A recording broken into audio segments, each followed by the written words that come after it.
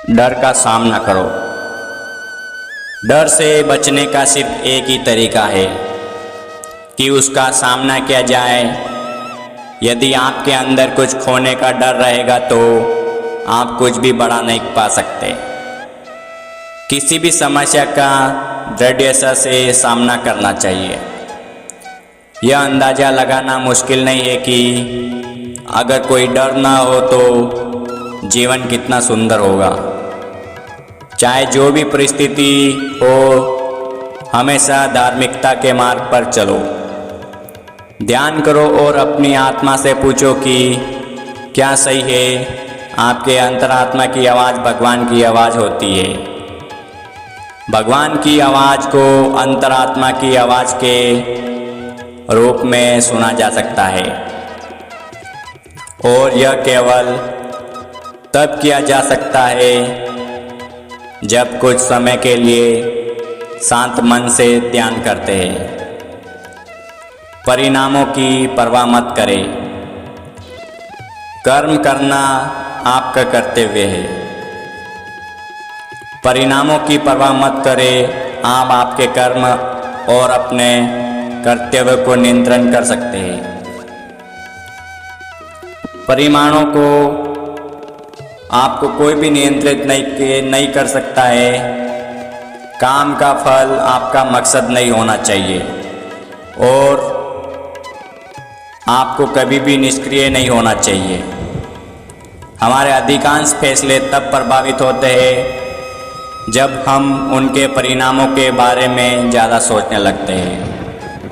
यदि सिर्फ आप पुरस्कार के बारे में सोचते रहेंगे तो कर्म कैसे कर पाएंगे। इसलिए केवल कर्म करें।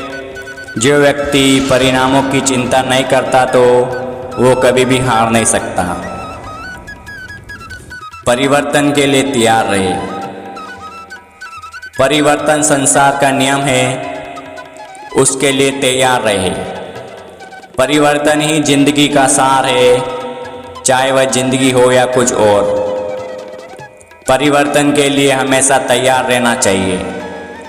यदि आप इसके लिए तैयार नहीं होते तो आप कभी भी आगे नहीं बढ़ सकते। इसलिए परिवर्तन जरूरी है। अपने दिमाग को विचारशील बनाइए और मार्ग में आने वाली बाधाओं से सामना कीजिए। हमें जानना जरूरी है कि राहें कहाँ तक जाएगी तथा कहाँ तक ले जाना चाहिए। हमेशा विचारशील बनकर रहिए। उच्च मानक निर्धारित करें। जब आप कार्यवाही के अपने पाठ्यक्रम पर फैसला कर लेते हैं तो अपने संयम के सफलता के मानकों को निर्धारित करें। अपनी खुद की असफलता को बेंचमार्क करें और फिर नई ऊंचाई बनाएं। सबसे बड़ी उपलब्धि हासिल करने वाले के खुद को अधिक से अधिक स्तर हासिल करने के लिए प्रेरित किया जाए। वे खुद से प्रतिस्पर्धा करते हैं और अपने जीवन के सभी क्षेत्रों में सीखना जारी रखते हैं। वे सफलता और विफलता के साथ मिलते हैं लेकिन फिर भी बढ़ते रहते हैं और उनकी यात्राएं हमें प्रेरित करती है और हमारे जीवन को प्रकाश देती है।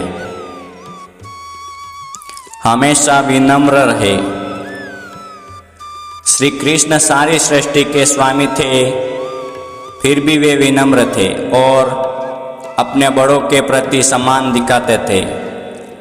चाहे वह उनके माता पिता हो, शिक्षक हो या उनके निर्धन मित्र सुदामा, वह उन्हें खुश करने के लिए हमेशा उत्सुक रहते थे। इस वजह से लोग हर जगह उसकी मदद करने को तैयार थे।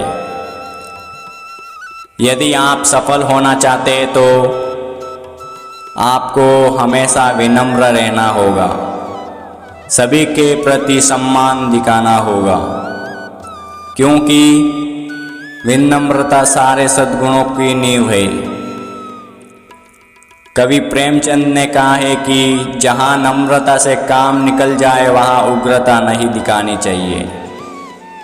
पूर्ण मनुष्य वही है जो पूर्ण होने पर और बड़ा होने पर भी नम्र होता हो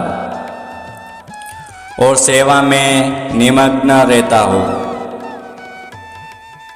हमेशा एक रणनीति बनाकर चले, अपनी स्थिति से अवगत रहे और व्यवहारिक रहे।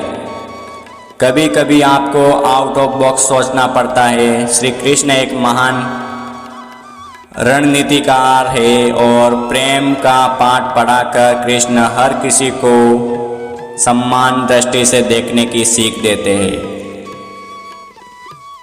वही दूसरी ओर अर्जुन को युद्ध के लिए प्रेरित कर यह भी सिखाते हैं कि सब्र सिर्फ एक हद तक ही होता है।